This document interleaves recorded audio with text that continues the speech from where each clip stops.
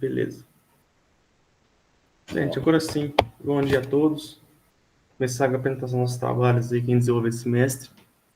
Fez bastante coisa legal esse semestre, teve trabalhos muito interessantes. Como é que vai ser o esquema? Todo mundo aí já pode me mandando no WhatsApp mesmo a versão final do trabalho de vocês, tá? Hoje o dia inteiro estou recebendo. E aí, o que a gente vai fazer? Eu vou selecionar 2 alunos aí entre vocês para pegar cada trabalho e corrigir. Realmente avaliar mesmo o que está acontecendo, como é que está, para tentar melhorar esse trabalho. É a ideia. Vejam isso como oportunidade, primeiro, de ajudar o colega, tá? Que vai ter mais 2 pessoas olhando o seu trabalho. E outra coisa, que você também vai ter seu espírito crítico. Tá? Senso crítico aí de melhorar, de ver o que o colega está fazendo de certo e errado. Isso vai ajudar a melhorar o seu também. Então, nisso, então, cada um vai receber 2 trabalhos para dar uma olhada. Eu vou selecionar aqui cada um, eu já vou tentar direcionar mais ou menos pessoas que tenham área de conhecimento parecido para dar né, poder contribuir melhor. E aí vocês vão ter uma semana para fazer isso, né, avaliar. E aí, gente, sério, muita seriedade mesmo, muito rigor mesmo. Quanto mais rigor vocês tiverem, mais vocês estão ajudando o colega, tá? Não olham isso como uma crítica. Olha isso como realmente estou tentando ajudar.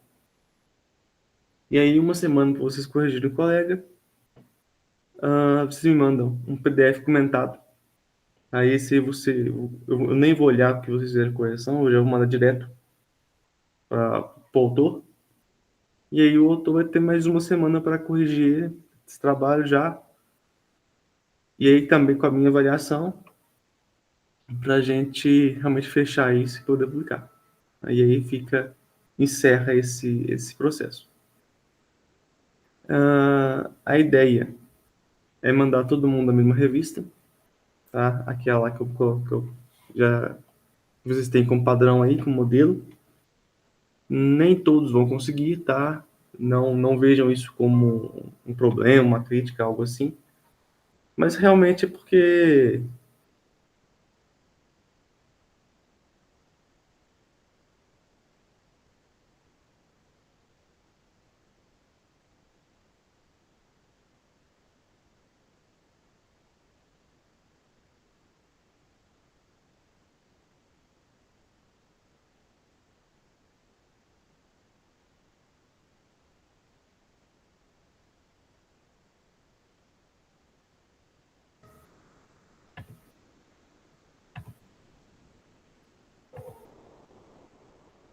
Oi, eu não tenho.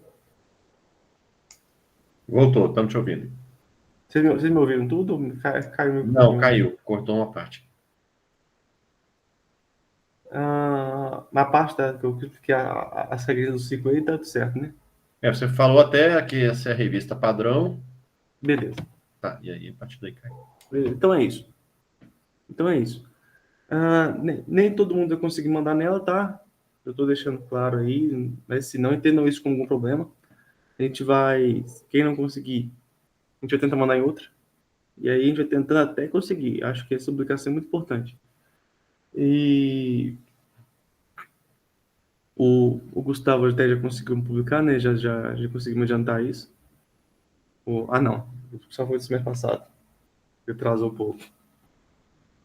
Mas é isso, gente. Tá. Vamos começar as apresentações aí. 10 minutinhos, tá? Apresentação. Depois a gente abre perguntas aí, quem tiver. Nesses 10 minutinhos está livre.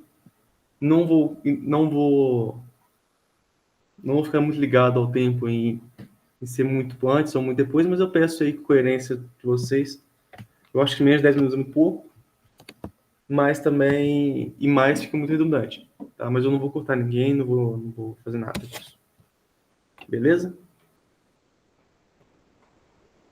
Vamos começar com a Adria? simples, ordem alfabética. Bom dia, tá me ouvindo? Tá ouvindo? Show. Pode compartilhar aí, fique à vontade. Confirma pra mim, por favor, se tá compartilhando. Tá compartilhado.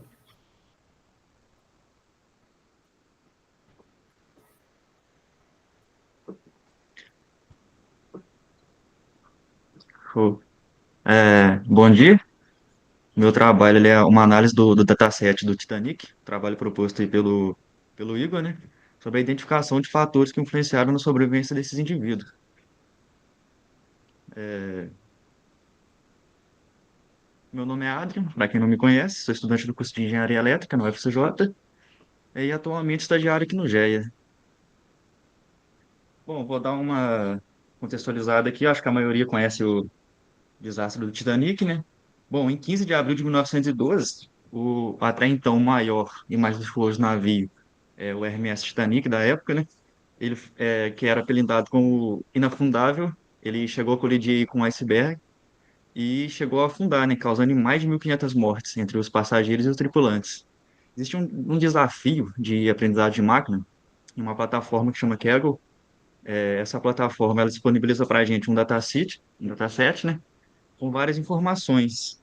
Informações essas, como, por exemplo, o indicador de sobrevivência dos passageiros, classe, nome, sexo, idade, número de acompanhantes, valor pago no bilhete, o ponto de embarque e alguns outros que eu já descartei, que é, por exemplo, o numerador de linhas, que não tem, né, nenhuma utilidade para a gente, ele só está ali para contar linhas, então não faz sentido nenhum.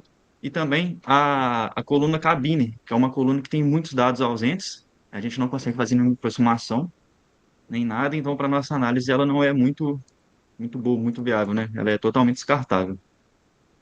Bom, o que eu fiz aqui foi praticamente, usando Python, construir gráficos, e através desses gráficos fazer análise, né?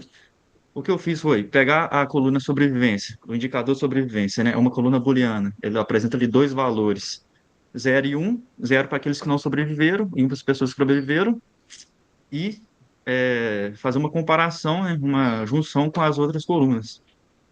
E analisando aqui de forma geral, pessoal, a quantidade de sobreviventes e não sobreviventes, a gente consegue perceber que houve aí um número maior de fatalidades, né? Teve menos pessoas aí sobrevivendo a esse acidente. Então, eu busquei entender, né, analisar se tinha alguns fatores ali, alguma coisa que justificasse esse resultado. E a primeira análise que eu fiz foi a classe dos indivíduos. Se a gente observar aqui, a terceira classe, ela apresenta um número maior de fatalidade comparado com as outras. A gente consegue perceber também que a segunda classe ela está mais equilibrada e a primeira ali teve mais sobreviventes. Porém, em contrapartida, a gente também percebe que havia um grupo maior de pessoas na terceira classe. E a gente vai ver isso durante toda a apresentação, que a predominância da terceira classe é muito maior. A segunda coluna, que era a coluna nome, a princípio ela parecia não ter nada de útil para a gente. Porém, na verdade, ela tem várias coisas. Como, por exemplo, o título de tratamento dos passageiros. Antes do nome, dos passageiros, vinha um título de tratamento. E a gente consegue fazer algumas aproximações com esse título. Como, por exemplo, da classe. E a gente consegue perceber que aquilo que eu falei, né, a terceira classe, ela tem predominância, porém a gente consegue analisar que tem uma variação, né, dessas classes de acordo com cada título. E aí uma outra análise que a gente pode fazer também, com o nome, é sobre uma estimativa da idade, já que cada título ele tem uma respectiva experiência, por assim dizer, né, entre aspas. E a gente consegue fazer essa aproximação dessa idade para, por exemplo, completar um dado faltante na coluna idade, né? A gente consegue fazer uma estimativa aí bem próxima. Uma outra coisa que a gente pode fazer com o nome também é identificar o sexo, né? Por exemplo, dado que naquela época, se houvesse um nome feminino, a gente espera que seja uma mulher, né? Seja um sexo feminino. Mas o dataset ele também dava a coluna do sexo. E aí, analisando aqui, a gente consegue perceber que os homens tiveram uma mortalidade bem maior que as mulheres. A Kaggle, a página do desafio, ela justifica isso. Ela fala que as mulheres tiveram prioridades nos botes salva-vidas. Isso, essa informação que ela dá. Uma hipótese que eu tenho para isso é que os homens tenham cedido seus lugares por questões de respeito, de ética, não sei, e assim justificando essa maior resgate das mulheres, né? Ah, a idade dos passageiros, a Kegel ela também nos fala que as pessoas mais jovens, em especial crianças, tiveram aí prioridade também, né? Tiveram maior taxa de sobrevivência. E a gente consegue verificar isso aqui no gráfico. Em azul, as barras azuis são as sobrevivências, a gente consegue perceber isso, né? Que até aí na faixa dos 45, 50, houve a maior predominância de sobrevivência. Ao contrário aí de tá para frente, né?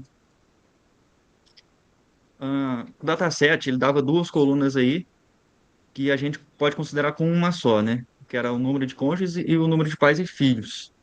O que eu fiz foi somar essas duas colunas e analisar esse resultado. E a gente consegue perceber que, por exemplo, quem teve de um a 3 acompanhantes teve maior taxa de sobrevivência. Isso pode ser justificado como, por exemplo, ajuda, né, durante o resgate. Essas pessoas podem ter tido a ajuda desses acompanhantes, facilitando, assim, a sua saída com vida. Uma outra coisa que tem no dataset é o valor do bilhete, né, o valor pago pelo bilhete. E parece ser contraditório ao fator classe, né, porque a gente percebe aqui que quem pagou menos aparentemente teve maior taxa de sobrevivência, porém isso é justificado. Porque o que acontece? Quem pagou menos, ah, pagou ali pelo seu próprio bilhete, enquanto quem pagou mais, pagou pelo seu bilhete de mais algumas pessoas. Isso tem no dataset uma coluna que foi eliminada também, que é a coluna do ticket, que é o bilhete que a pessoa comprou ali, porém tem muitos dados ausentes, então a gente não consegue fazer essa aproximação também.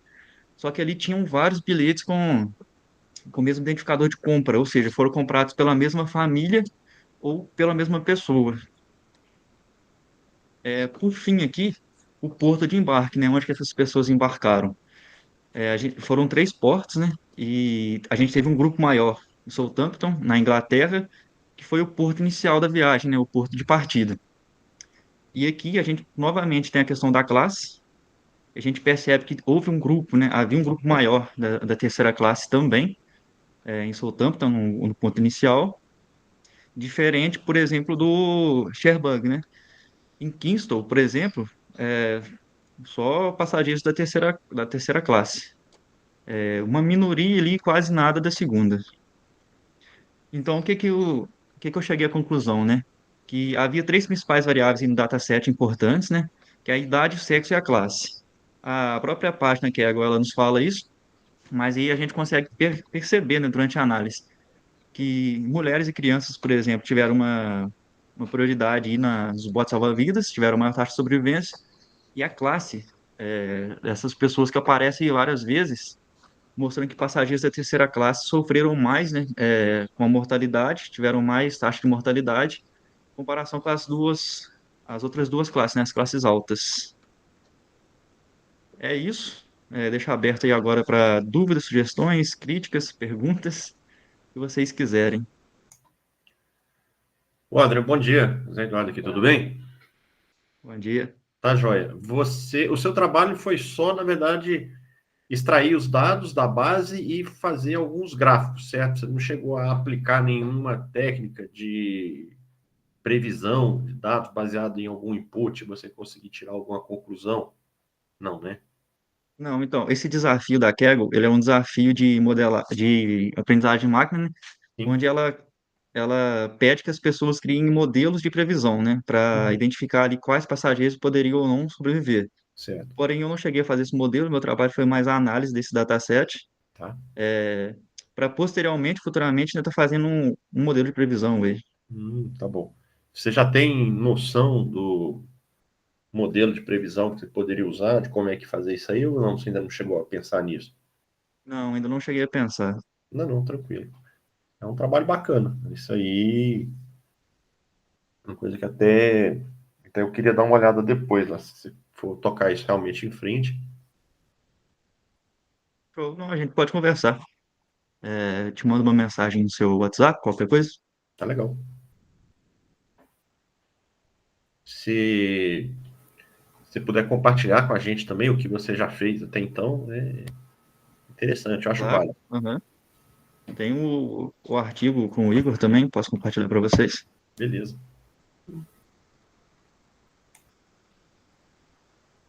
Muito bom. Quer dizer, se quiser também pegar os artigos finais também, daqui 2 semanas a gente libera isso montadinho, bonitinho.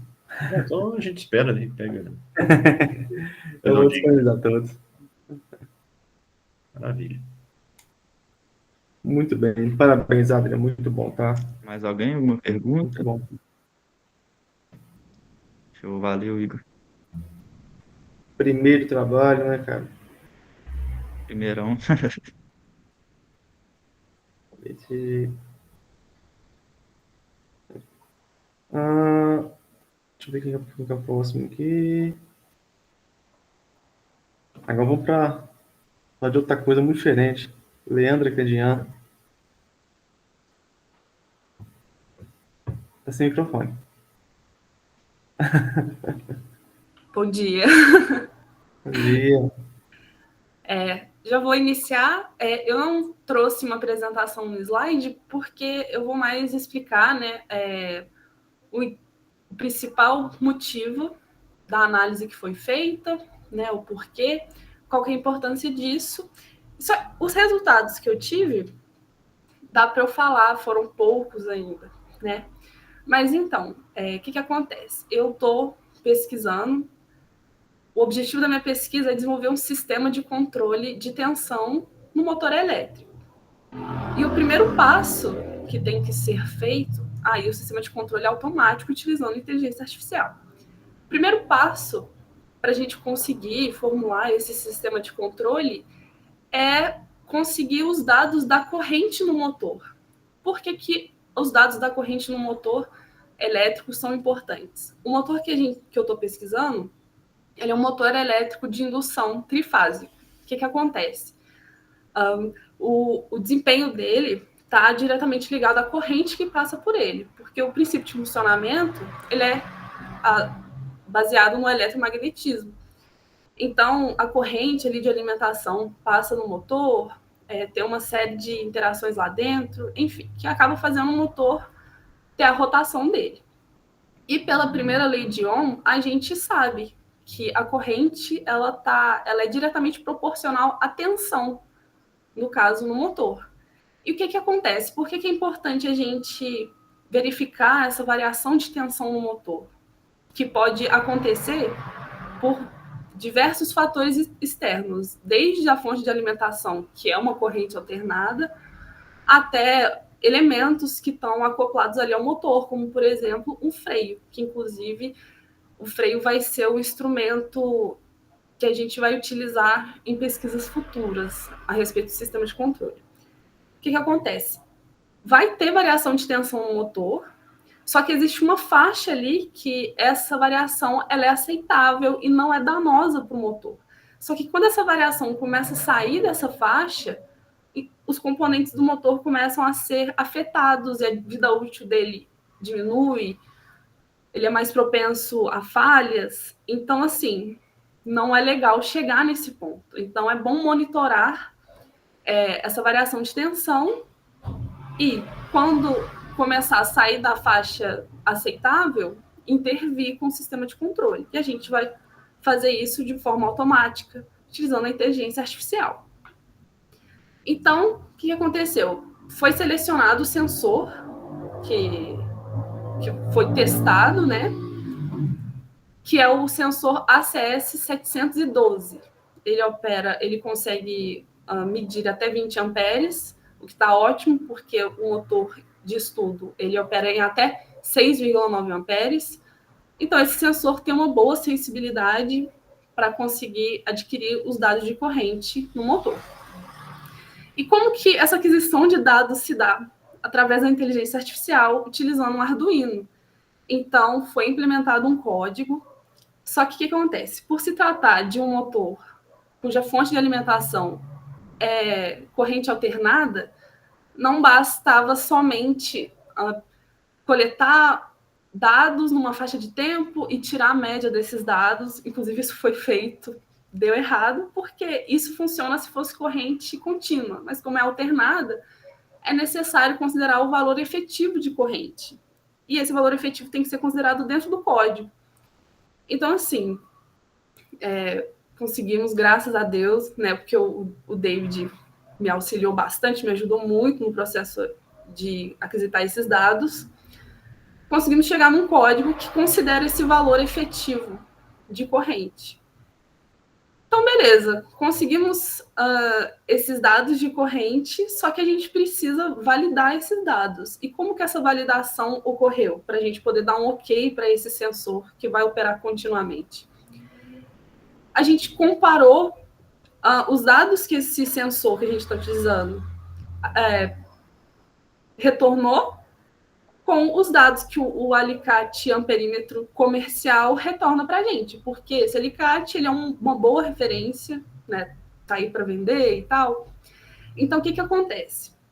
A gente coletou um número de dados que o sensor retornou para a gente e o mesmo número de dados do alicate, e a gente viu que, né, foi visto que o desvio padrão do sensor com o código implementado foi de 0,29, enquanto o desvio padrão do alicate comercial foi de 0,04. Então, assim, nosso desvio padrão foi, de fato, um pouco maior, só que quando foi calculado o erro relativo entre os dois métodos de medição, isso tudo utilizando o código, foi visto que o erro relativo entre eles é de só 4,6%. Então, é um erro relativo baixo que permitiu concluir que esse sensor ele está apto a continuar na pesquisa.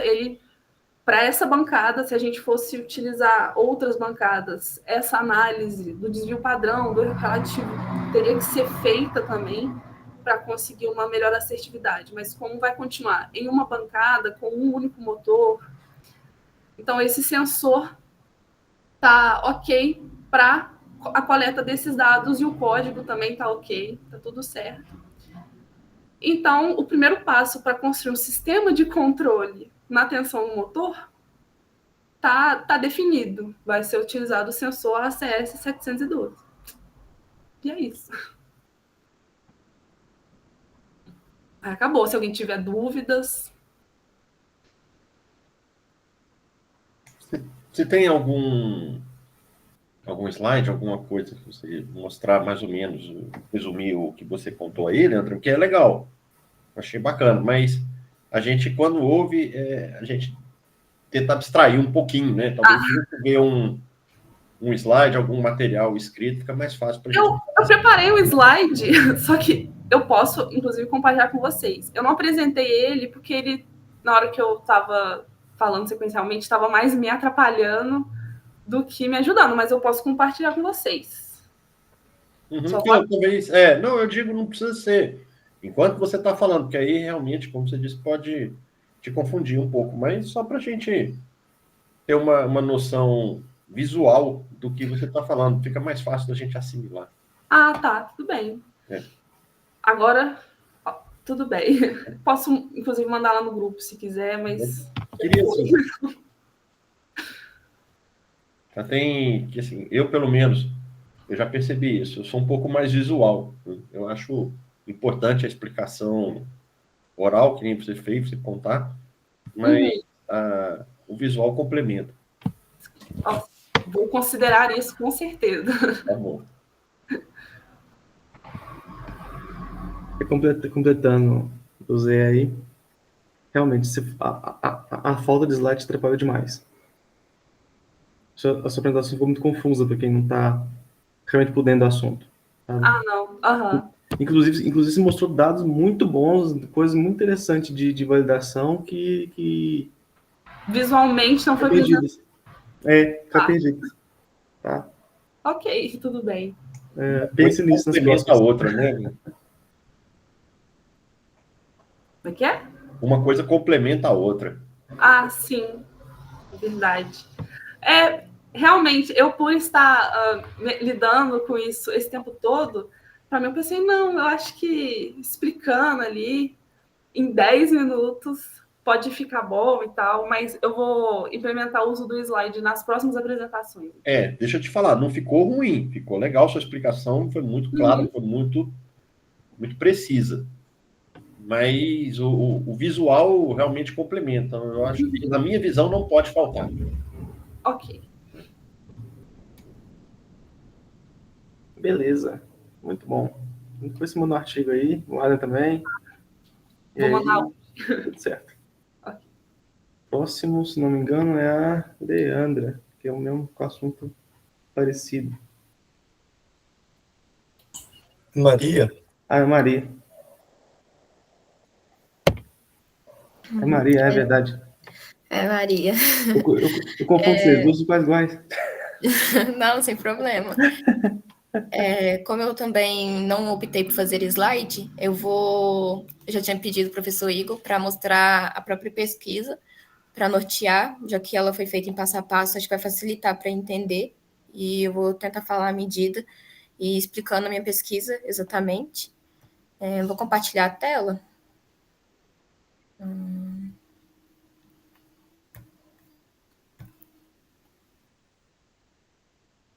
Ok.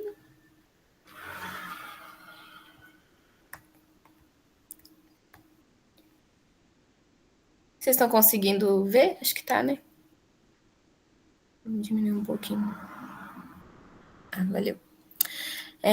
Então, gente, bom dia. Eu sou Maria Eduarda. Eu atualmente sou membro do LASID e estou sendo membro, participando do IGEA também, nessa pesquisa mais introdutória. Como membro dos dois setores, a pesquisa foi... dos dois projetos, né? A pesquisa foi mais integrando tanto o GEA quanto o LASID com algo que a gente tinha dentro do laboratório. Então, na mesma linha da Leandra, a minha pesquisa foi tentar desenvolver um sistema de medição e monitoramento de rotação, RPM, do eixo de motor trifásico. No caso, o mesmo motor trifásico que a Leandra utilizou para fazer os dados do sensor dela. Então, aqui uma breve introdução da motivação dessa pesquisa e do porquê ela foi importante. Como a gente sabe, em sistemas industriais, medir rotação de um motor ou de uma máquina é extremamente importante para a gente verificar tanto a qualidade, tanto fazer um monitoramento e medir a eficiência daquela máquina, se está tudo ok ou não. Tanto em análise de vibrações, é interessante a gente ter esse tipo de dado. E, normalmente, no mercado, tem muita instrumentação, algumas, só que são muito caras. Por exemplo, a gente tem o estroboscópio, que é a instrumentação que eu vou utilizar na tentativa de validar, mostrar uma aproximação entre as medidas do meu sensor. Só que o estroboscópio, para você ter uma ideia, ele está numa faixa de 11 mil a 20 mil, dependendo da SKF, que é uma marca muito conhecida. E, convenhamos, nem toda indústria, nem toda fábrica tem condição de dar 20 mil apenas no equipamento de instrumentação, por mais que ele seja extremamente importante. Então, a tentativa aqui foi criar uma solução de baixíssimo custo, utilizando o Arduino e utilizando um sensor. Depois eu vou explicar qual foi utilizado e o porquê a gente escolheu ele, para basicamente imitar o que o estroboscópio faz, que é fazer a medição de rotação em RPM. Aqui está a introdução, não vou falar muito o que é mais... aqui, entre os objetivos, Então, o principal objetivo foi desenvolver um sistema que seja capaz de medir a rotação do eixo de motor trifásico, que vai ser o motor da nossa bancada didática do LASID. E aqui, o que a gente teve que fazer, os objetivos específicos, além de escolher um sensor, teve a parte de construir o sistema, que seria o sensor já interligado com o Arduino, calcular mais ou menos a precisão dele para a gente ter uma ideia se esse sensor vale a pena ou não, na tentativa de dar uma avaliação se ele pode se a gente pode continuar a usar ele em outras pesquisas, como, por exemplo, uma ideia a automatização da bancada.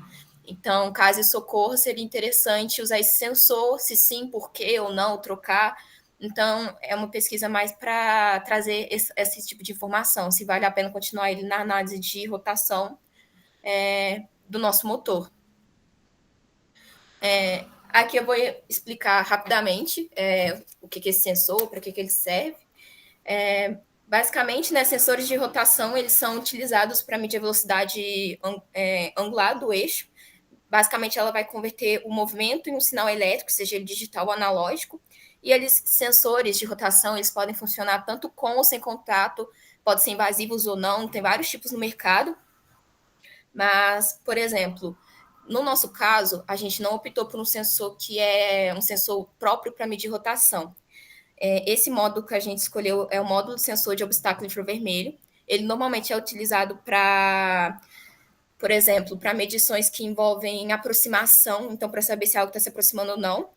Ele é muito utilizado, por exemplo, quando a gente vai fazer aqueles carrinhos remotos, para evitar que o carrinho bata na parede, utiliza esse tipo de sensor para saber se ele está se aproximando ou não. Então, ele é um sensor mais utilizado justamente para evitar contato, né? Porque ele é um módulo mais de obstáculo mesmo, mas tem muitas utilizações dele como medidor de RPM. E aí utiliza o Arduino, que vai ser a plataforma. Vou falar rapidamente qual foi a escolhida. Utiliza o Arduino, né, para fazer esse tratamento de dados, esse controle, o código que a gente vai fazer, para estar transformando os dados que ele pegar do eixo num dado em rotação. Então, ele vai devolver para a gente em RPM. E é muito interessante porque esse módulo, vou aumentar a imagem para ver, ele é bem pequenininho, ele tem 3 centímetros. Ele tem esses dois pares aqui de emissores e receptores. Então, ele vai funcionar basicamente com o princípio da reflexão da luz infravermelha, que é a luz feixe R, acho que eu falei certo.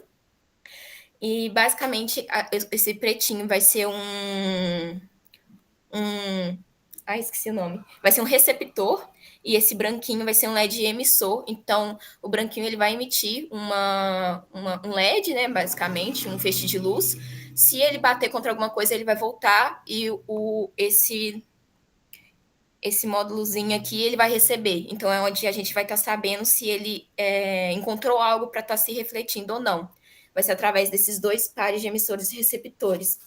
Esse módulo ele é bem simples, a comunicação dele é por saída digital simples.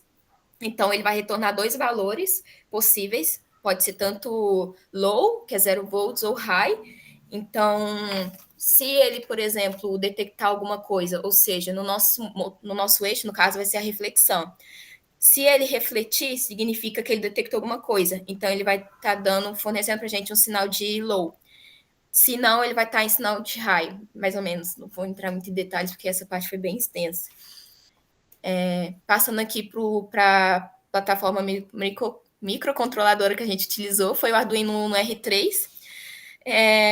Não teve muito detalhes do porquê esse Arduino. Ele é um Arduino que é muito comum no mercado. A gente já tinha ele no laboratório, então foi mais fácil, ao invés de ter que focar em comprar um novo, etc.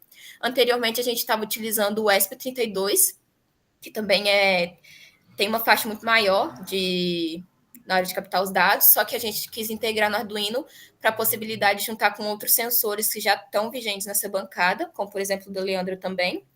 Então, acabou escolhendo o Arduino Uno R3 e ele conseguiu, assim, dar conta de tudo que a gente tinha que fazer nessa fase, que era essa análise mais inicial desse sensor, ver se ele vai funcionar corretamente, ver se os dados que ele fornece fazem sentido ou não. Agora, aqui está mais uma explicação teórica, tentando explicar direitinho como funciona o Arduino e do porquê eu usei ele. Agora, falando sobre a metodologia, né? O que foi os passo a passo do que eu tentei fazer. Primeiramente, essa é a bancada que a gente tem, bancada didática do LASIT, essa bancadinha aqui, ó. Aqui dá para ver o motor trifásico, que foi utilizado na pesquisa da Leandra. Essa bancada, ela tem 2 mancais, né? Ela tem esse disco rotativo, esse aqui também, acoplamentos. Então, ela tenta simular realmente o que seria no ambiente mais industrial.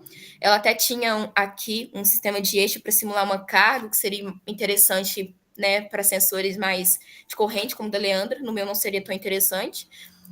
Talvez para uma análise de vibração futura, mas não convinha no momento. Basicamente, essa bancada que a gente tem, ela também é equipada com um inversor de frequência.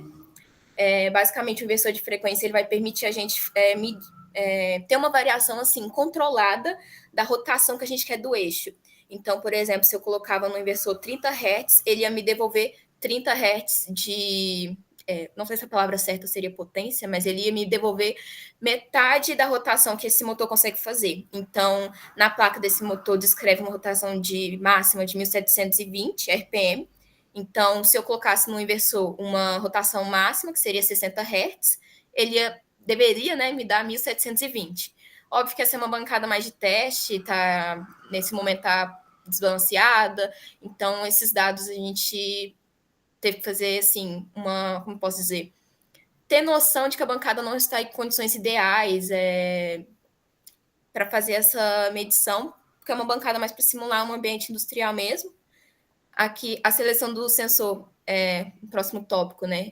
Eu basicamente expliquei em cima, né? Que foi o HW201, mas basicamente o que motivou a escolher ele foi 3 motivos, principalmente, que foi o custo, porque tem muitos sensores que dá para medir RPM, tem sensores magnéticos, ópticos, mecânicos, mas muitos deles são caros também, e como é uma pesquisa mais experimental, a gente quer primeiramente ver se ela funciona ou não convinha, por exemplo, solicitar um sensor extremamente caro para algo que ainda não se sabe ao certo se vai funcionar ou não, ou se vai conseguir futuramente, que seria o segundo motivo, a compatibilidade dele, tanto com Arduino, tanto com outras plataformas. Então, teria que ser um sensor que conseguisse agregar tudo isso mesmo, e principalmente a facilidade de uso. Como eu falei, o sensor HW201, a comunicação dele é bem simples, tipo verdadeiro ou falso, então ou ele está refletindo alguma coisa ou ele não está. Então, ele é bem simples e tem muitos vídeos, tutoriais, tem bastante referência que utiliza o mesmo tipo de sensor, não necessariamente o HW201, mas sensores de obstáculos infravermelho. Então, ele foi interessante por causa disso também.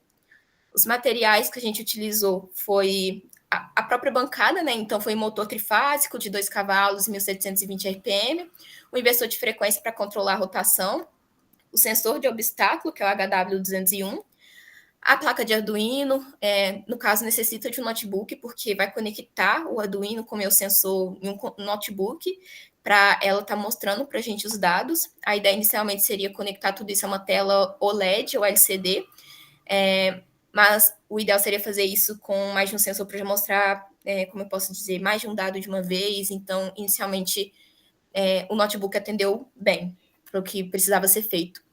Então, também necessitou fonte de alimentação e conexões apropriadas, jumpers para a gente fazer as conexões, porque inicialmente precisou da protoboard para a gente estar verificando se funcionava ou não, e também uma fita reflexiva para ele fazer essa reflexão, né, do feixe de luz para o sensor, para a gente conseguir entender se o eixo já rotacionou ou não. Aí aqui na montagem eu vou explicar melhorzinho como que fica visualmente isso, né, com os materiais em cima já em mão, basicamente. O sistema, basicamente, é isso aqui. É o cabo USB conectado ao Arduino. Aqui está o meu sensor, que é o HW201. Aqui são uns jumpers de conexão. E aí, isso aqui vai ficar conectado no notebook, pelo cabo USB. Mas o sensor, ele tem que ficar de frente para o que ele vai refletir, né? Ele não é um sensor que pode ficar junto com o notebook. Então, ele tem que ficar bem de frente, porque eu queria medir que, no caso, era o eixo.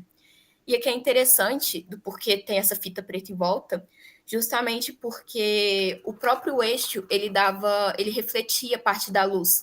Então, ele dava algumas, como posso falar, falsos valores. Às vezes, achava que o motor já rotacionou, mas, na verdade, era só uma reflexão do eixo.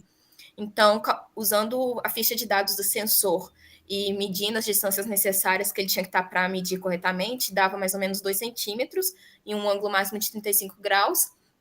Então, a gente colocava o sensor bem na frente dessa faixa reflexiva, uns 2 centímetros, assim, de diferença, para ela conseguir medir, e aí numa faixa suficiente justamente para não ter essa reflexão do próprio eixo, como dá para ver aqui, até mesmo com a luz do laboratório, ele dá para refletir. Isso estava atrapalhando as minhas medições. Às vezes dava, por exemplo, 900 RPM com 30 Hz, né? E do nada ia para 30 mil, ou senão ia para 25 mil. E aí a gente foi entender que foi por causa dessa reflexão, estava dando erros incorretos. E aí também tem outras coisas a trabalhar, por exemplo, como a própria luz do laboratório pode ser que influencia, não chegou a testar isso exatamente. Alguns recomendaram fazer as medições no escuro, só que essa faixa reflexiva no escuro não era tão eficaz. então a gente ia ter que procurar outro e não deu tempo. Mas, assim, é um sensor que abrange muitas coisas e dá para fazer muita mais, assim, pesquisa em relação a ele, ver como vai ficar melhor. Aqui é a parte mais de programação e aquisição de dados. Foi bem simples essa parte. Não vou mentir que quando eu entrei, eu não tinha muita noção de programação nem nada, então eu tive muita ajuda do David também. E o código foi bem simples, foi basicamente isso aqui, que é literalmente ele determinar cada vez que ele detectava alguma coisa, ou seja, ele devolvia um valor em zero, entender que isso era uma rotação. Então, o pino de saída foi escolhido foi o A4. Tirando isso, o sensor ele tem mais o VCC e o ground, que conectam no Arduino normalmente, assim, já de lei, né? Então, a gente só teve que escolher o pino de saída, que foi o A4. Aqui, falando um pouco sobre os testes preliminares, os primeiros testes, né, como que foi. Então, a gente colocou o sensor a 2 centímetros da faixa colado no eixo, né? Os primeiros testes foi mais para ver se o sensor está funcionando, se não tinha nenhum erro, se os jumpers estavam passando a corrente devidamente. A gente teve que trocar algumas vezes, porque não estava dando medições fiéis. E durante esses testes, como eu falei, a gente fez o uso do inversor de frequência. Então, a ideia aqui, basicamente, era eu colocar no inversor de frequência, por exemplo, 30 Hz, que deveria me devolver metade da rotação que ele tem. Por exemplo, 1720 deveria me devolver ali mais ou menos entre 800 e 900 a rotação. E comparar com o estroboscópio se realmente o meu sensor estava me devolvendo essa faixa. E aí a gente usou basicamente o inversor para isso, para meio que eu ter uma noção real do que o motor está me entregando.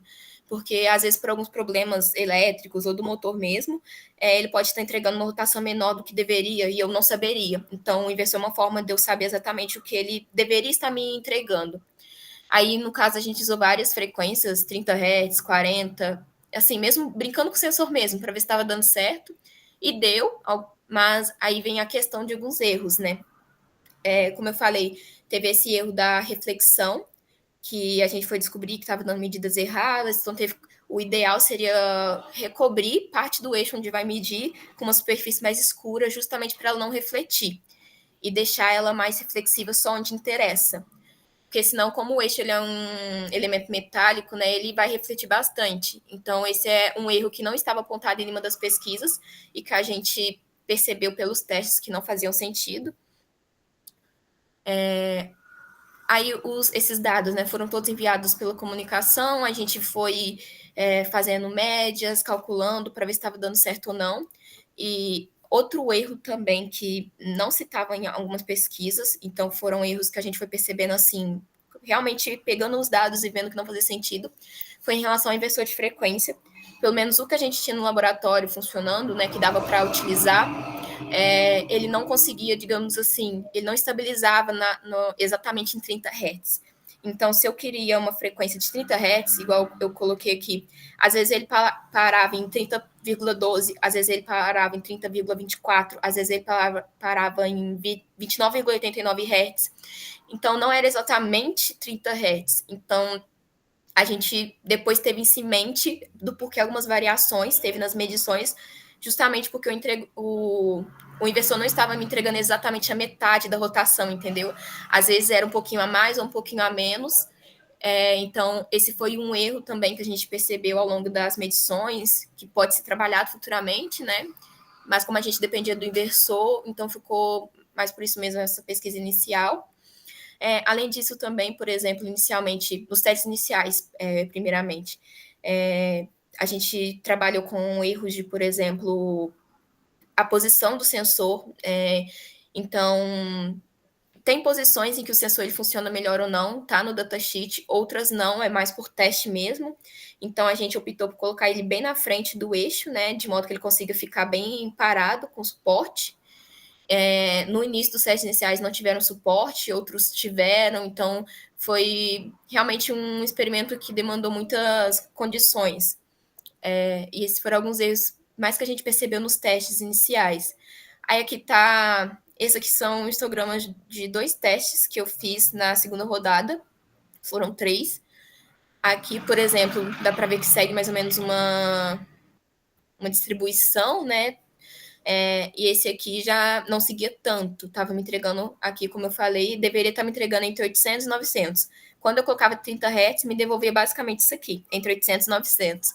Só que justamente por essas condições que não eram ideais, né? Igual eu falei, até agora, até os problemas, tanto reflexão, tanto posição do eixo, posição do sensor, tanto mesmo erro da bancada mesmo, talvez não está balanceado ou não, pode gerar nessas diferenças de rotação. Aqui eu só coloquei esses dois para dar uma ideia de como estava me devolvendo os dados.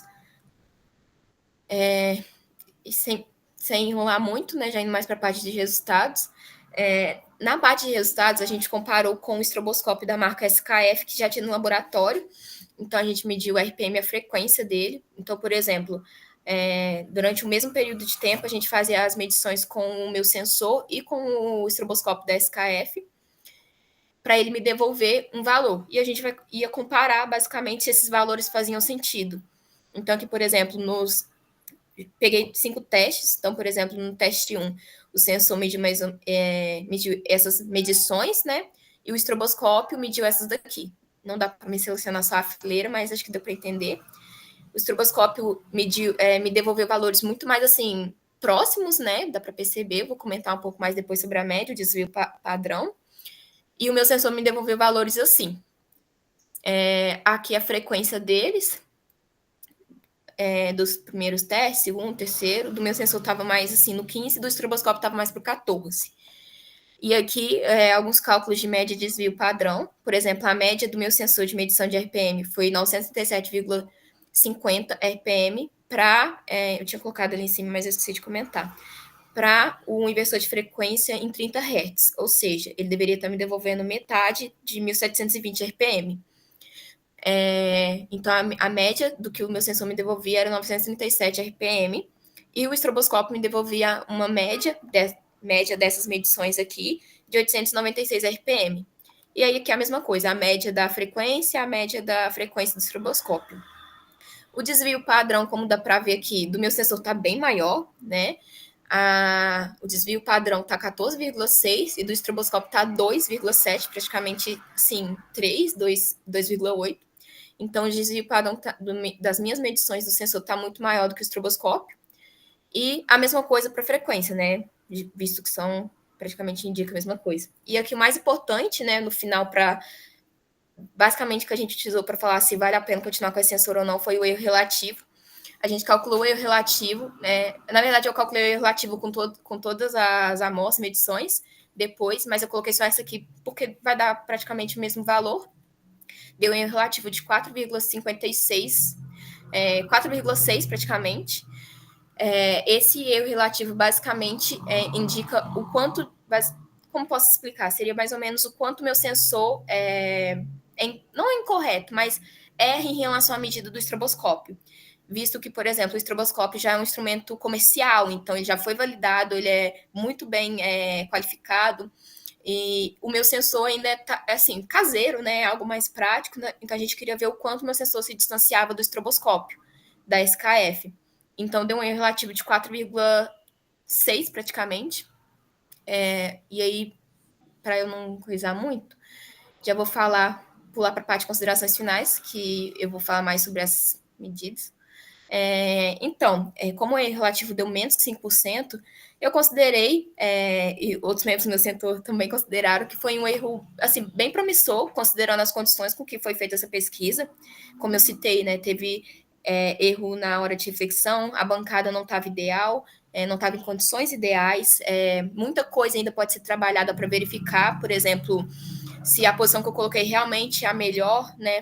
Por exemplo, fazer um estudo entre quais posições eu posso estar pegando que vai me devolver o melhor dado, ou se não, por exemplo, também a reflexão, se é melhor fazer as medições no escuro ou de dia, se a luz vai influenciar muito ou não. Essas análises mais profundas eu não cheguei a fazer, justamente por ser uma pesquisa inicialmente introdutória, mas pode ser feita depois. Então, assim como do Leandro, acho que nosso erro relativo deu bem parecido. A gente achou bem promissor, né? Foi algo bem caseiro comparado com um instrumento comercial da SKF que vale 20 mil. Um sensor com Arduino deu um erro de 5%. Fiquei bem feliz, eu achei que seria mais, mas até que foi bom.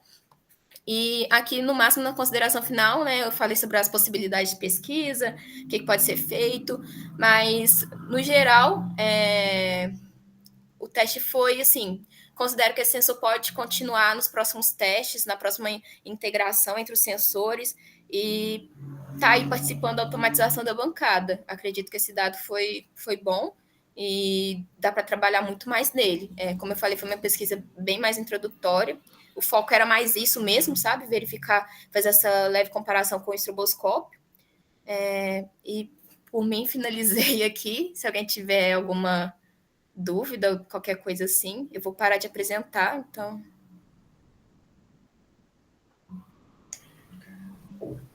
Verdade, muito bacana, viu? É um trabalho de aplicação prática bem relevante. Essa parte de sensor é bem utilizada na indústria, em aplicações de automação, e o custo é uma das barreiras para que isso seja mais disseminado, para que seja mais utilizado. E aí uma solução, para usar sua palavra, caseira, que nem você colocou, pode ser uma alternativa. O erro, dependendo da aplicação que for fazer, um erro de 5% pode ser aceitável. Então, é legal, abre um campo de alternativa para uma indústria, às vezes uma pequena empresa, que precisa usar um sistema desse tipo e não tem, às vezes, condição de bancar R$20 mil num sensor comercial, que nem esse aí que foi usado para validar o erro. Sim. E aí, assim, você falou, né? Você tinha começado a falar e eu ia fazer uma pergunta, mas depois você esclareceu. O sensor, ele é binário, né? Ele só mede 0 ou 1, não mede valor intermediário. Isso prejudica um pouco a acurácia dele, mas não chega a comprometer. Como eu disse, dependendo da aplicação, é perfeitamente válido. Muito legal, trabalho bem prático, que eu acho que tem que ser sempre a ênfase que a gente precisa ter num trabalho acadêmico, e a gente pensar num lado de utilização para isso aí. A não ser que, sim, seja realmente ciência pura, mas eu valorizo muito essa questão de aplicação da solução proposta. Então, parabéns aí, muito bacana mesmo. Obrigada. Beleza. Só uma crítica aí, Maria. Eu acho que você só não corrigiu, não cometeu o mesmo erro que a Leandro, porque você apresentou depois dela. Não, Pareceu sim. isso. Mas para facilitar lembrar também, eu tinha pensado em abrir, eu não sabia se podia, né, já mostrar o artigo assim. Não, pô. Melhor perguntar. Não tem problema nenhum, mas é só as críticas dela, você também. Sim, claro. Fala em relação à apresentação, né? É a E apresentação. colocar um slide resumido. E aí é o seguinte, aí eu vou dar uma dica, vale para as duas. Cada slide que você for fazer, assim, procurar fazer poucos slides, não muitos, e o slide ter uma ideia principal. Quando você for fazer, você olha e você fala assim, esse slide ele tem uma mensagem para passar, e essa mensagem seja clara para quem está vendo. Assim, evitar colocar com muito texto ou com muita informação que possa confundir aquele que está assistindo. E pensa o seguinte, quando for fazer, o que eu quero dizer com esse slide? Fazer sempre essa pergunta. O mínimo do slide, o mais simplista possível, é pegar aquelas imagens principais e mostrar elas do trabalho. E aí você vai crescendo à medida que você acha que é necessário. Ele vai servir de apoio para expor a ideia, não a ideia não é para leitura e nem para ser a base da sua argumentação, é um apoio. Mas é excelente. Muito legal mesmo, gostei. Continuando esse trabalho aí, ó, essa trilogia desse mesmo projeto, nosso amigo David.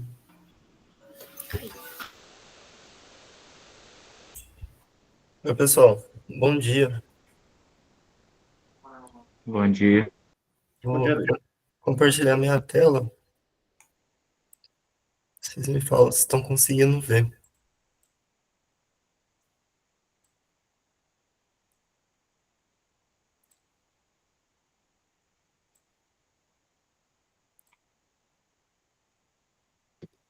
Tá mudando certinho? Todo mundo consegue ver? Sim, senhor. Embaixo está aparecendo uma barra do Meet. Agora eu fechei, consegui fechar. Então, pessoal, bom dia. Meu nome é David e a apresentação que eu vou fazer é um trabalho que eu desenvolvi na UFSJ e no GEA, né? E eu vou usar ele como trabalho de conclusão de curso. Então, eu peguei a apresentação que eu vou fazer, eu dei uma enxugada bem grande nela, e eu quero mostrar para vocês o trabalho que eu desenvolvi, que é o desenvolvimento de um sistema de baixo custo para análise de vibrações. Dando um contexto, né, da área, a manutenção preditiva, ela abrange ali o conjunto de técnicas para detectar o defeito no equipamento de uma forma incipiente, ou seja, quando ele está ali no estágio inicial. Se eu conseguir detectar o defeito nesse estágio, eu consigo me planejar para fazer uma intervenção no equipamento e acompanhando também, né, como que esse defeito está evoluindo, de uma forma que eu consigo minimizar a questão de custo e garantir a segurança da minha operação.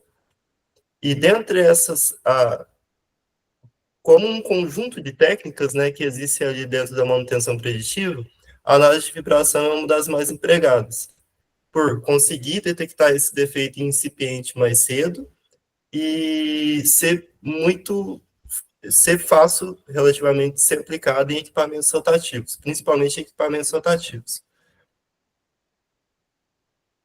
Vários trabalhos da literatura usaram análise de vibração para monitorar equipamentos. Eu destaquei ali alguns trabalhos, né, como tubulação de compressores alternativos, que foi de Oliveira e Pacheco, monitoramento de motores e redutores, né, o trabalho de Silva, e de defeitos em rolamentos. Eu coloquei 2 trabalhos, que é muito comum a análise de vibração para isso, que é o de Coelho e de Roque. Eu fiz um pequeno recorte, vocês podem observar através das datas que não é difícil de achar publicações recentes com isso, e é uma coisa que é amplamente empregada na indústria também. Então, qual que é o objetivo? Como a Maria já tinha falado, a questão do custo, né, o José também comentou depois, a questão do custo é uma coisa que pega, às vezes, para essa técnica ser aplicada em algumas empresas. Então, o objetivo do meu trabalho foi desenvolver um sistema de baixo custo. Eu validei esse sistema, fiz um estudo de caso, variando condições de desbalanceamento e vendo como que o sistema detectava isso. E depois eu também verifiquei a viabilidade de usar sistemas inteligentes para detecção automática das falhas, desses defeitos. Dando um resumo bem simples do que é o desbalanceamento, ocorre quando a distribuição de massa de um rotor, vocês podem imaginar ali um esmeril que tem aquele rebolo, assim, aquele disco. Se tiver uma distribuição de massa não uniforme ali, por exemplo, se quebrar um pedacinho ali do rebolo, ele vai ter um desbalanceamento. E quando eu analiso vibração, vocês podem ver ali na figura 1, né? Esse defeito se manifesta no primeiro harmônico da frequência da rotação do equipamento. Então, no caso do esmeril, se ele tem a rotação de, sei lá, 3.600 RPM, ele vai, num caso de desbalanceamento, ele vai aumentar essa amplitude no espectro do primeiro harmônico.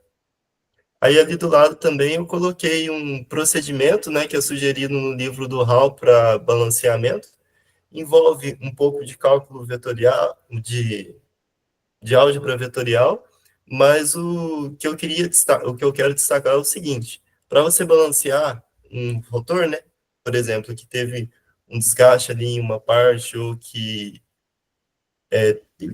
causa, né, essa distribuição incorreta de massa, você precisa de uma outra massa balanceadora e essa massa tem que estar a um ângulo específico de uma marca de referência, que você estabelece ali de acordo com o instrumento que você está usando. Então, 2 coisas importantes, né, porque eu vou falar depois. Para balancear, eu preciso de uma massa e essa massa tem que estar a uma determinada posição angular de uma marca de referência. Então, para a aquisição dos dados, né, a montagem do sistema, eu fiz uso do microcontrolador ESP32 e do sensor MPU 650. O ESP é um microcontrolador que você consegue comprar na casa de R$50 e o MPU por volta de 20, por aí. E esses dois componentes se comunicaram através do protocolo I2C, que é muito comum para o uso desses módulos, com Arduino, com ESP, enfim. Aqui está o roteiro, né, que eu usei para aquisitar os dados. Inicialmente, eu enviei um sinal para o ESP. Aí, quando o ESP recebia esse sinal de aquisição de dados, ele começava a coletar os dados dos 3 eixos, porque o MPU é triaxial, durante 4 segundos, e enviava esses dados através da porta serial para o computador. Aqui também eu destaquei, né, que a taxa de aquisição do meu sensor é de 1000 Hz. Ou seja, eu consigo visualizar na minha transformada, depois que eu realizar a transformada de Fourier, até 500 Hz. Depois de aquisitar esses dados, eu fui para a etapa de processamento. Como eu aquisitei a 1000 Hz por 4 segundos, eu teria 4.000 pontos. Mas eu selecionei os primeiros 3.200 pontos, porque eu queria padronizar isso com as outras soluções comerciais. Normalmente, você tem a medida ali de 800 pontos, 1.600 pontos, 3.200 pontos na FFT.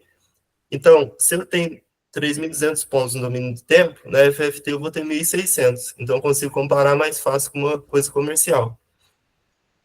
Removi o offset do sinal, apliquei janelamento e correção da amplitude, apliquei um filtro passa alta para tirar ruídos ali de baixa frequência que não são do meu interesse, e apliquei a transformada discreta de Fourier e integrei os valores, porque o MPU ele vai medir a aceleração.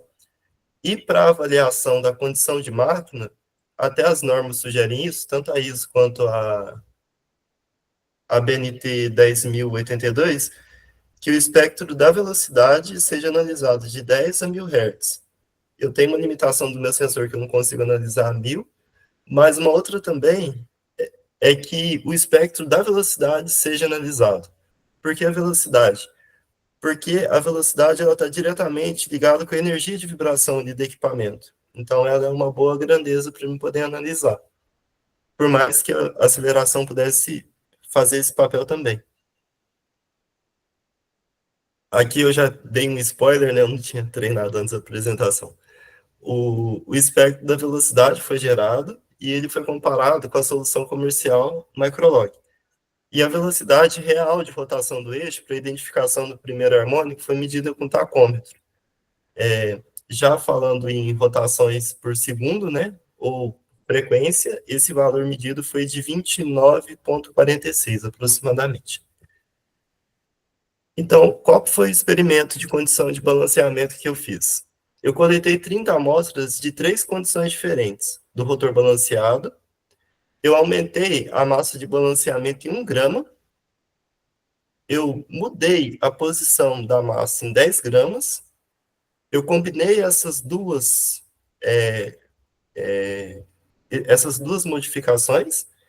E, por último, eu removi todas essas modificações e voltei o rotor para a condição de balanceamento inicial. Para criação do sistema inteligente, eu usei árvore de decisão. Aqui a ideia não é fazer um modelo preditivo. A minha ideia foi treinar essas árvores e verificar qual que é a lógica que ela usou para separar os dados. O que é desbalanceamento, o que é balanceado. E nas condições intermediárias ali, que eu só aumentei a massa, ou eu só fiz o deslocamento na posição, eu considerei como um defeito incipiente. Eu coloquei como desbalanceado quando eu tinha a combinação desses dois fatores e as condições, tanto de retorno ao balanceamento, quanto de balanceamento inicial, eu considerei como balancear. E uma forma de avaliar essa árvore, como eu não estou usando ela para precisão, é verificar qual que é a pureza nesses nós folhas. Eu coloquei uma árvore ali como exemplo, e ali, naquele nó, tipo, temperatura do paciente. Se for menor que 37 é saudável, maior que 37 é doente. Então, esses são os nós folhas. Por exemplo, aqui já entrando na parte de resultados, eu tenho o espectro da velocidade na direção axial aqui, tanto da instrumentação com MPU, quanto do microlog. No segundo harmônico ali, principalmente, né, que é 60 Hz, eu tive um erro um pouco maior, mas a gente consegue observar que o padrão do espectro, ele conseguiu identificar todos os picos, né, todos os valores ali, com uma ordem de grandeza parecida. Mas, se vocês observarem aqui, num slide anterior, a medida que eu fiz com o microlog foi na lateral do mancal, e a medida com o meu sensor foi em cima. Isso foi por uma questão de limitação geométrica do mancal. Eu não conseguia posicionar o do microlog em cima, se fosse para me posicionar o meu sensor do lado ali, não ficaria bom. Então, essa diferença no posicionamento influencia no resultado do valor da amplitude. Mas, no padrão geral, eu esperaria ter o mesmo padrão. No formato geral do espectro, né, eu esperaria ter o mesmo padrão, e foi o que aconteceu. Então, com isso, a instrumentação passou nesse teste inicial, e depois, variando as condições de balanceamento, eu obtive esses resultados. Vocês podem observar que a condição balanceada, isso são os dados do primeiro harmônico, né, da amplitude da vibração na frequência de rotação do motor. A condição balanceada, e depois que eu realizei todo o experimento e retornei ao balanceamento, elas são praticamente idênticas. Então, isso mostra que o meu sistema ele tem uma constância ali, ele tem uma integridade. Eu ter feito esse experimento não perturbou ali a bancada de alguma forma. Vocês podem observar que na direção axial, que é uma direção que não é comum de aparecer, né, o desbalanceamento, eu não tive muita variação de acordo com o que eu mudava. Só que nas direções radiais, que é a horizontal e a vertical, à medida que eu aumento a minha massa, eu tenho um aumento no meu nível de vibração. Mudar a massa balanceadora de posição causa um aumento também no nível de vibração, só que menor. E a condição que combina as duas coisas, né? O aumento da massa e a defasagem da posição da massa é a que eu tenho maior nível de vibração. No caso de desbalanceamento, na direção horizontal, ele é a direção que eu espero que fique mais pronunciado, e isso também aconteceu. Então, tudo isso está de acordo com a teoria, que eu mostrei brevemente naquele slide do início, mas aqui a gente consegue ver também. Em relação à árvore de decisão, como eu disse no slide anterior, a direção axial, ela não é característica, ela não é usada para classificar esse tipo de defeito. Então, quando eu tento treinar uma árvore com a direção axial, eu usei os 4 harmônicos da rotação do motor. Ela tenta decidir usando o primeiro harmônico, o quarto, e como vocês podem observar nos nós folhas, a impureza, ela nunca chega a zero ali. Ela chega a zero a uma ocasião só, mas eu tenho 0,19, 0,4, ela não consegue identificar de uma forma correta. Só que quando eu uso as direções horizontal e vertical, que são direções características do desbalanceamento, no primeiro harmônico, ela usa só esse primeiro harmônico para poder decidir, e nos nós folhas eu posso observar que todos estão com a maior pureza. Então, qual que é a vantagem de eu usar a árvore de decisão? Eu consigo, sem ter uma noção prévia, sem treinar entre aspas, uma pessoa ali para poder saber, né, quais valores de corte, eu consigo fornecer um banco de dados com a amplitude, né, dos meus harmônicos e com a condição. E após eu treinar essa árvore, ela cria um roteirinho para mim poder saber se está balanceado ou não.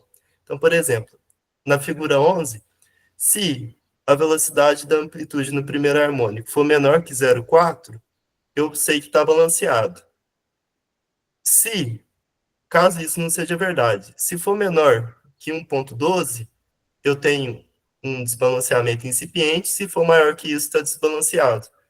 Isso aí com base no banco de dados que eu treinei a árvore, e com a experiência da pessoa que classificou inicialmente esses dados. Isso aqui é um auxílio na tomada de decisão e não um modelo preditivo, como a gente costuma ver as árvores de decisão. Então, com isso, o que a gente pode concluir?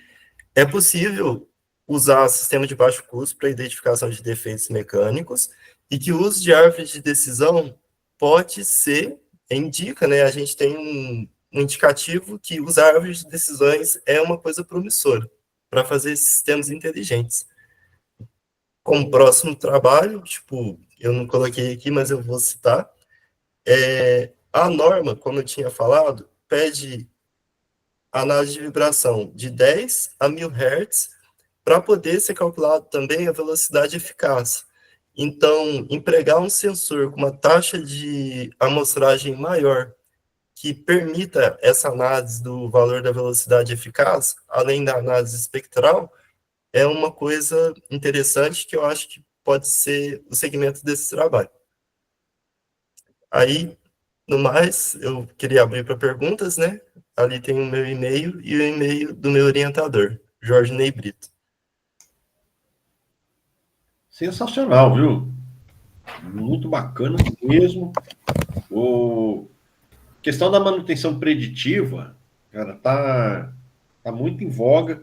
Tem aplicações que você realmente precisa demandar isso aí, principalmente onde você tem uma criticidade na parada para manutenção. Eu destacaria a mineração, que é um setor que você não pode parar, o custo da manutenção é muito alto, então você tem que ter um monitoramento, fazer uma manutenção preditiva, né, fazer análise de vibração, principalmente. E eu achei muito legal quando você fez aquele gráfico comparativo do MPU com o microlog do campo harmônico. Você vê que é igualzinho, ou seja, validou. Tem uma variação na amplitude, mas é em função do posicionamento do sensor, ele deu alavanca. E aí você vai ter uma mudança na amplitude mesmo. Se colocasse no lugar certinho, você ia diminuir aquilo ali, ia ter um resultado ainda mais fidedigno. Então, quer dizer, está mais que comprovado a validade da solução colocada aí. Muito bacana mesmo. Ver que é viável desenvolver uma solução de baixo custo para esse tipo de monitoramento. Obrigado. Muito bom, David. E aí, só completando, para os convidados aí que não conhecem o trabalho ainda, esses 3 trabalhos aí do David, da Leandra e da Maria, eles se complementam. A ideia é desenvolver um único sistema que pega tudo isso. E aí é o objetivo das meninas aí para o segundo semestre, né? Muito bom. Estão indo num excelente caminho aí, coisa de... Eu diria que tem aplicação até comercial. Fizeram um trabalho bacana e vender isso aí tem público. Estamos conversando nisso, viu? Oi? Estamos conversando nisso ainda, viu? Vamos lá. Tem caminho. Tem, com certeza. Beleza. Continuando nas vibrações aí. Vinícius. Galhardo, tá por aí?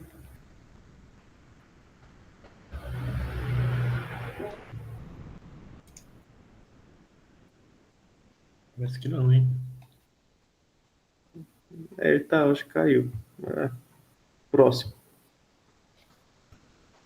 Gustavo Romão. Para Então, se o Vinícius não chegar, ser o último. Os outros falaram, me justificaram que não poderam comparecer. Vou compartilhar a tela aqui então, beleza? Vai lá, à vontade.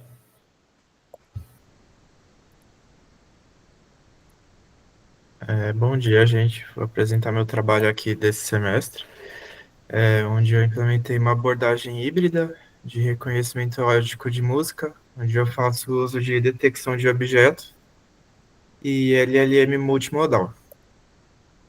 Primeiro, contextualizar um pouquinho o que é o EMR, reconhecimento lógico de música, que qual que é a ideia? Tem muita composição original que hoje está guardada em formato de papel, que é propensa à perda, degradação, dobra, rasgo e até perda da própria partitura em si. Então, sempre houve um interesse em desenvolver sistemas computacionais capazes de visualmente identificar, detectar e reconstruir a música contida em partituras. Essa é uma área que existe desde 1960 e de 2015 para cá foi começada a implementação de inteligência artificial para resolver esse problema, por meio de redes neurais e agora LLMs multimodais. Para detecção de objeto, eu fiz uso do algoritmo YOLO, que qual que é a ideia? É uma rede que você treina tanto para detectar a região que está contida a sua classe de interesse, como a classe de interesse em si. As duas informações são unidas e você tem a saída que é tanto a região que está contida a classe e a classe em si. A leitura de música é feita de uma forma análoga à forma como a gente lê texto, da esquerda para a direita. Então, é de interesse nosso saber a região onde está cada elemento musical detectado em partitura musical. No que se refere ao uso do YOLO, eu treinei 3 redes, então 3 arquiteturas, uma para detectar as linhas na partitura, outra para detectar a representatividade do elemento musical no que se refere ao tempo, e outra no que se refere à altura. Essa aqui é um exemplo de saída da detecção de objeto. Primeiro a gente detecta a linha, depois essa linha é recortada e por cima dela é passada a rede que detecta os elementos em relação ao seu tempo, depois em relação à sua altura. Até aqui já rendeu publicação, tanto em aplicação em partitura escrita à mão, como em partitura digital. Aí agora, eu estou fazendo uso de LLM multimodal. Isso é bem recente. LLMs multimodais estão começando a ser cada vez mais aplicadas no ramo de visão computacional, porque qual que é a ideia? Essas LLMs elas foram treinadas em quantidades absurdas de informação, inclusive em pares de texto e imagem. São imagens com o captionzinho delas, por um exemplo. Vocês pegam imagens, os valores de pixel da imagem são transformados em vetor, o texto associado à imagem também é transformado para vetor, e a LLM é treinada retroativamente de uma forma que maximize a aproximação entre o vetor do texto e o vetor do pixel imagem, de uma forma que, quando você for interagir com a imagem por texto, ou vice-versa, vai estar ativando o vetor correspondente do par imagem-texto. É assim que a gente consegue interagir com a imagem por meio de texto com o ChatGPT. Por um exemplo, eu fiz uns testes, no meu trabalho eu estou fazendo uso bastante de LLM, eu tive a curiosidade de ver como que as LLMs iam performar quando eu tentasse extrair informação de uma partitura, por exemplo. E o que eu vi é que as LLMs estavam sempre detectando as claves de forma correta. Altura e duração não. Não está performando bem para detectar altura e informação, mas a clave estava sempre me dando retorno correto quando eu perguntava. Eu passava uma partitura e eu falava qual que é a clave que está na linha tal. E sempre me falava 100% correto qual que era. E eu pensei, e se eu tirasse o peso da rede neural de detecção de objeto que eu estou treinando de detectar pelo menos a clave, que é uma classe que está sempre sendo registrada em todas as linhas, e é justamente o elemento que está na minha rede que tem que detectar mais classes, que é a de altura. Então eu fiz um comparativo de detecção de objeto onde eu tenho a minha rede de altura, onde eu tenho a clave, e outra não, porque eu vou estar substituindo a necessidade de detectar clave pelo uso de LLM. Então a ideia desse projeto é mostrar justamente que a minha rede, onde eu estou tirando a necessidade de detectar clave, está performando melhor para detectar as alturas. E esses foram os resultados preliminares que eu tive aqui. A barra em vermelho é a precisão e o recall para detecção da rede onde eu tenho clave, e aí em azul é onde eu tirei o peso de ter que detectar clave. Então eu estou mostrando que com essa abordagem híbrida, onde eu estou fazendo a detecção das claves por meio de LLM multimodal, eu estou melhorando a performance do meu projeto, porque as alturas em si estão com detecções melhores. Aí, por que detectar clave com LLM? Primeiro que eu estou poupando tempo meu de rotular não só as alturas, mas também ter que rotular a clave, e também porque eu estou melhorando a performance da rede em si, que eu estou detectando as alturas. E é esse o meu projeto desse semestre. Se alguém tiver alguma dúvida, algum comentário, estou aberto aí. Pô, Gustavo, você tá uma máquina, hein, cara? Ah, é?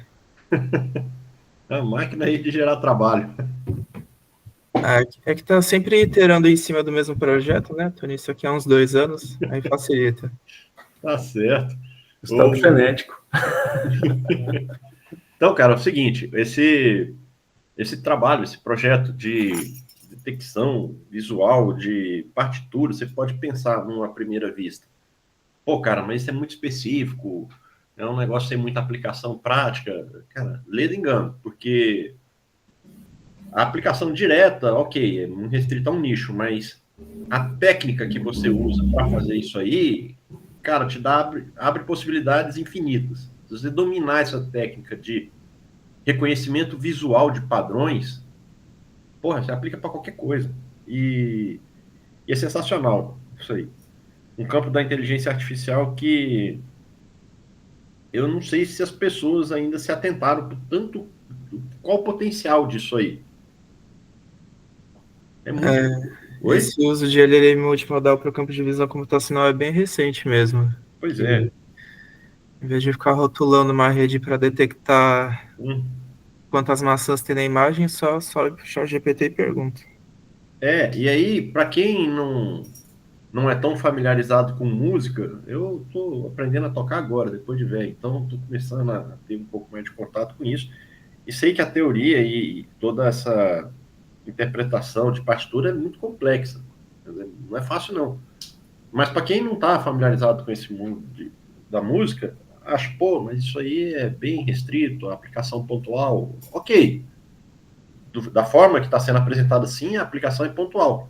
Mas o conceito é extensível para tudo.